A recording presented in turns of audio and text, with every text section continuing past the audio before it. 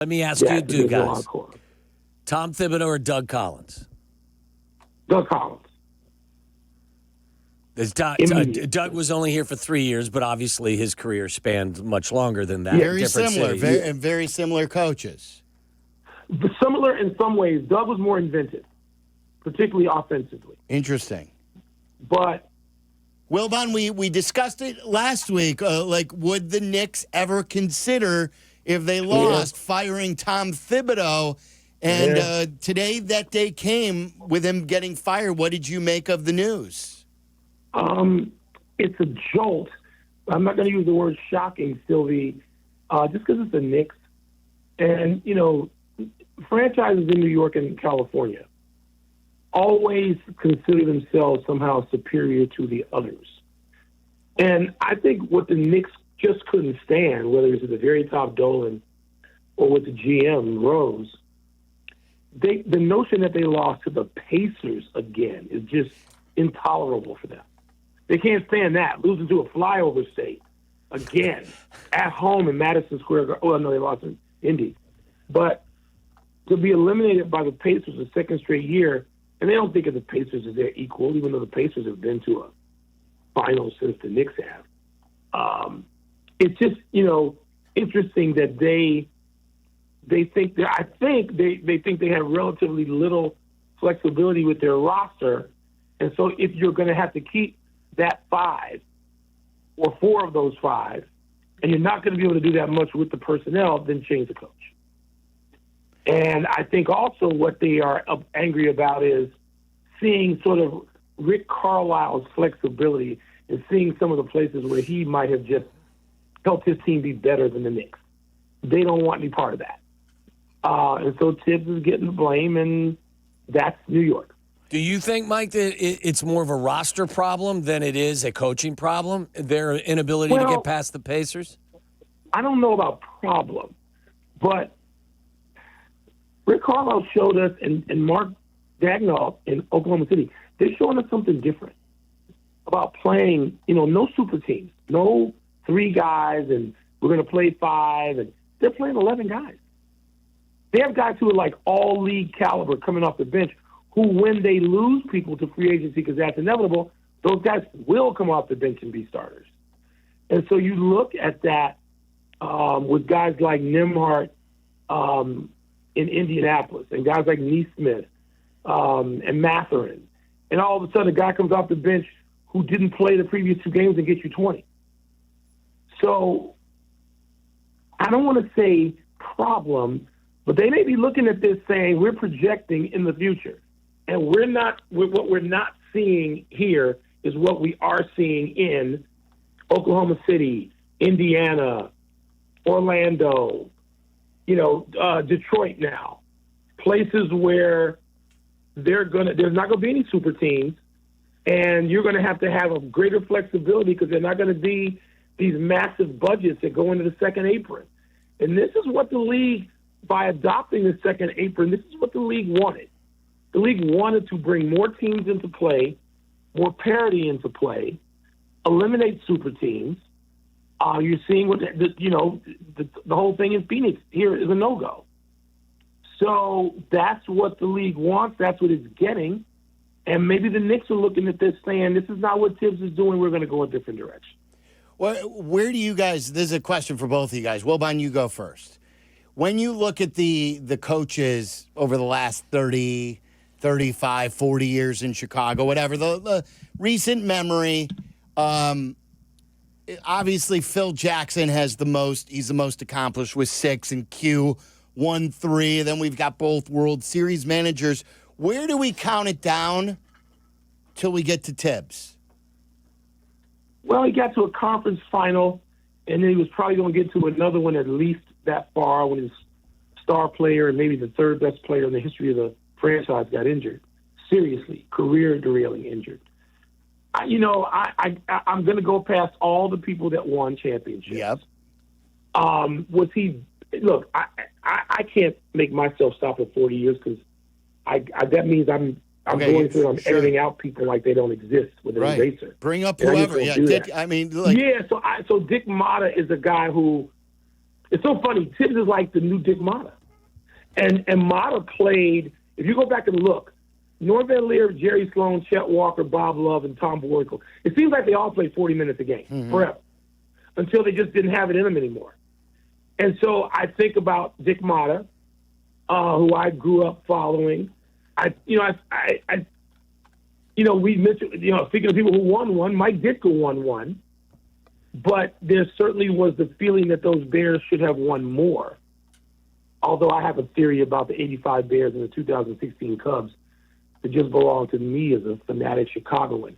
That each one of those teams did the impossible, and there was no encore. Let me ask you, two guys. No, Tom Thibodeau or Doug Collins?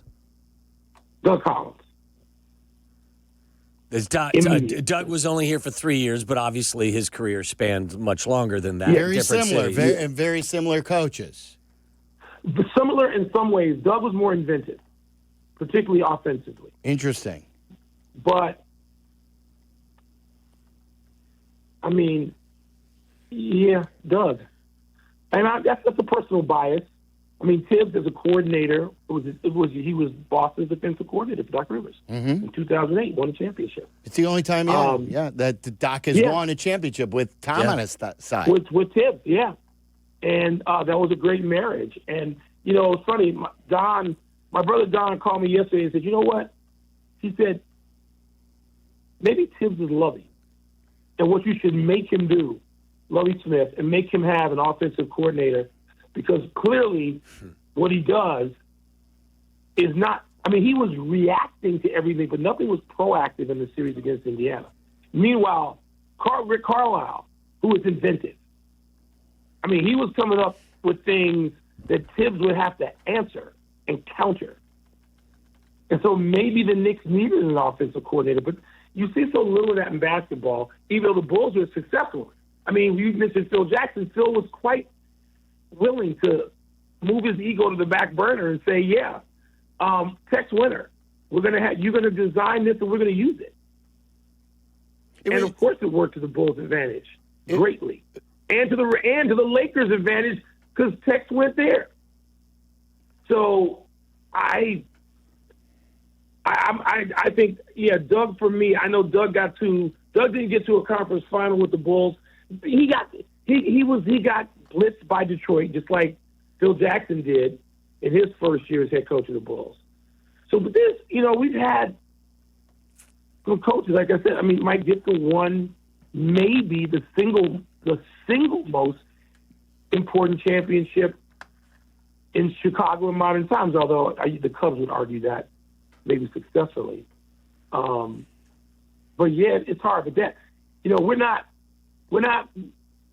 working with that right now at United Center. And so the question is, I already had calls from people, Bulls fanatics I know, saying, get Tibbs back. And that's what I said. No. Yeah. No, see, that's not the way I'm so scorned though by what they've been doing, and I think Billy's fine. There's nothing about Billy that I like him over the top in love with, but there's nothing that I really criticize him of.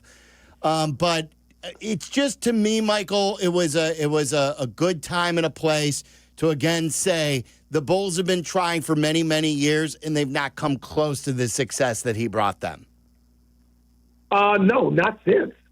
No. I mean, they had failed coaching experiments that were almost embarrassing. Yes. So, that has not been Billy Donovan. I'm interested to see what the Bulls do with both the draft and I'm going to call it the trade season more than free agency. I'm curious as to what, they're going to be able to do there. Who do you think the biggest name that will be traded off the Bulls roster is? Is it Vooch, or could they go Kobe White? I mean, I guess they could go Kobe White if you better get a young borderline star in return. Like if there was a fourth team All NBA last year, would I have had Kobe White on it? Maybe, which would put him between 20 and 25. Well, really would put him between 16 and 20. Maybe. But Vooch, there's no reason to keep Vooch. And there are people who want him. And there are two dueling franchises in one state who want him. who could use him, the Warriors and the Lakers. So what do you do about that? You call your buddy Bob Myers and ask him if he'd be interested in running the team. Yes. I know it's something that Silvy has asked you to ask him on a number of occasions, but I think like this conversation about Thibodeau and the Bulls to me is fine, but the real problem to me in the building is what they're doing with personnel. Well, yeah, and you know what? Sometimes one or two mistakes don't cost you as much, but the Patrick Williams mistake is glaring now because in that draft, you passed on Halliburton and you passed on the ability to trade for him. So you could have had Halliburton twice and you didn't go for it. Mm-hmm. Well, I mean, so that means did your scouting value Lonzo Ball above Halliburton? Because if it did, you failed. And the Patrick Williams drafting and then the re-signing is a double failure. Double failure. Yeah, double. And I was loath to admit it. You know, I was like, okay, let's give Patrick Williams a chance. We've given him a longer chance than a longer rope than he has deserved or earned, and they gave him another $90 million. That's fireable. Yeah, I agree. And by the way, when you make one mistake, you have to be both really good with your scouts. Look at the two teams going into the finals. Look at the two teams going in. So the Clippers listened to Kawhi Leonard and said, you got to get us Paul George. Paul George, one of my favorite people, by the way. You got to give us Paul George. And OKC said, okay, we'll give you Paul George. You give us that Shai Gilgeous-Alexander guy.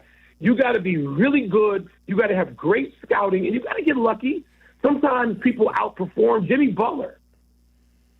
The Bulls did this for a while. They did it with Bobby Portis, too. They got rid of Bobby Portis a tick too early, or Bobby Portis didn't fit where the Bulls were in the timeline. That could be possible, too. But the Bulls did this. They did it several times, choosing late, if not last. But they haven't done it lately. And I don't know why that is. I don't know what that means about their scouting versus the people that they had previously. Maybe there's probably overlap. Maybe the executives aren't listening to the scouts like they used to. You find stuff out like that too. But if you can't scout, and that means at the college level and make trades, then you don't have anything.